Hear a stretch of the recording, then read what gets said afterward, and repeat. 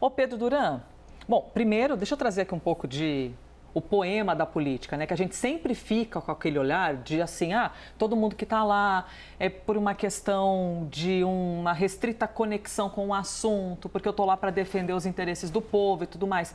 E quando a gente ouve essas apurações, essas análises de articulação, a gente tem que lembrar que tudo também é sobre manutenção no poder, porque está focando 2026.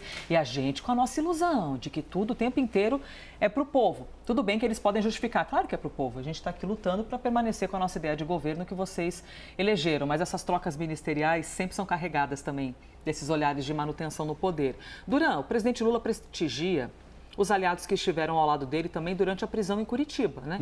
Essa galera que é a famosa galera da cozinha, galera muito próxima a ele, mas na prática tem que fazer um bom serviço também, né? Elisa, na verdade, dá bom dia para Basília, para Clarissa, para você, para que acompanha a gente no live. Na verdade, eu sou talvez uma das vozes mais distantes dos nossos colegas jornalistas de política quando a gente fala de reforma ministerial. Eu não vejo reforma ministerial. Eu acho que o que até agora aconteceu foram trocas pontuais. Começou com Sidônio versus Paulo Pimenta. Nós temos agora a saída do Padilha de um ministério para outro ministério, uma mudança de cadeira, e a chegada da Gleisi Hoffmann com a demissão da Anísia Trindade. Foram 3 movimentos pontuais no intervalo de 4 meses. Tanto que no ano passado, você lembrou o Sidônio, eu me lembro de uma fala do presidente da República assim, dizendo, não é nada de reforma, a imprensa está questionando quem vai ser o próximo da reforma. Não é reforma, é só uma troca pontual e tudo mais. Porque essa peste de reforma ministerial também é uma palavra que não é muito boa para o governo, né? Não, porque você reforma algo que precisa ser aprimorado, atualizado. Quando você faz uma reforma na sua casa, é porque tem um vazamento no teto do banheiro. Algo tá ruim. Que precisa corrigir, então você precisa colocar os pedreiros, interditar um cômodo, passar uma semana no hotel, né? Ou então na casa de um parente, da sua sogra, seja lá de quem for, enfim. Aí você tem uma reforma. Se você troca a lâmpada de um quarto, a escrivaninha do outro e o móvel da televisão da sala, isso é uma reforma? Enfim, estou trazendo essa provocação aqui para a gente também, enfim, refletir um pouco junto sobre qual é o objetivo disso, né? Quando o Lula escolhe o Padilha para a saúde, volta a dar a ele um cargo que ele já tinha tido no passado, de um ministério que ele já comandou, e coloca a Gleisi, que é presidente do PT, que é uma pessoa próxima a ele, no ministério que era do Alexandre Padilha, ou seja, que já era do PT, ele está fazendo movimentos para prestigiar aqueles que estiveram próximos dele, no momento de maior trincheira do Partido dos Trabalhadores e do presidente Lula, que foi a prisão dele em Curitiba por causa da Operação Lava Jato.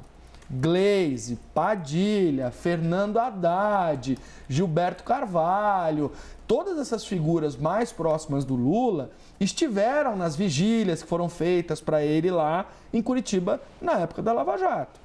Esses movimentos não são movimentos para planejar um governo de coalizão visando a eleição de 2026. Isso não tem nada a ver com 2026. Nada a ver. Isso não tem nada a ver com a composição partidária, o arco de alianças que o Lula vai criar para eventualmente ser candidato à reeleição ou colocar outro no lugar dele. E esse movimento, então, não teria tem nada a ver conexão com isso. São 2 pessoas do PT que estão sendo colocadas, que já seriam aliados do Lula em 2026, mesmo fossem demitidos agora. Né? A Gleisi não, mas o Padilha, enfim. Então, é um movimento claramente ali de prestigiar os dele, os próximos dele, os pratas da casa. Você chamou de cozinha, mas enfim, aqueles que estão ali no núcleo duro mesmo do lulismo, do petismo, daquele grupo partidário. Pode ser que você tenha uma saída de algum outro ministro para poder empoderar o Progressistas, o PSD, o PSB, o Centrão, que você tenha mais 3, 4 trocas, que você faça uma reforma ministerial, pode ser, não estou dizendo que ela não vai acontecer no futuro, que os partidos do Centrão não sejam privilegiados, que mudanças não sejam feitas pensando em 2026. Agora, Lula fez uma movimentação que a mim me parece mais caseira. Tirou uma ministra que estava com a cabeça prêmio, que era a Anísia Trindade, curiosamente passou a perna no Arthur Lira, porque, se vocês se lembrarem, o Arthur Lira era de um grupo de deputados e parlamentares que cobiçava o Ministério da Saúde. Porque tem um big orçamento. Tem um big orçamento, tem as superintendências regionais, tem capilaridade no Brasil, etc. E tal. Dá o ministério para aquele que era o algoz do Arthur Lira, quando o Arthur Lira era presidente da Câmara, que é o Alexandre Padilha. Amigos, é verdade. Brigaram publicamente, inclusive, né? Se engalfinharam publicamente. Então, coloca uma pessoa aliada a ele próximo ali no ministério.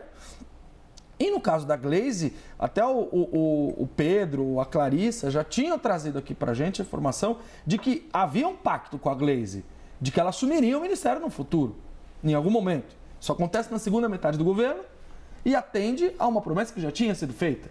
Então, que não diz respeito a uma reforma, mas sim a uma movimentação de peças que já era prevista.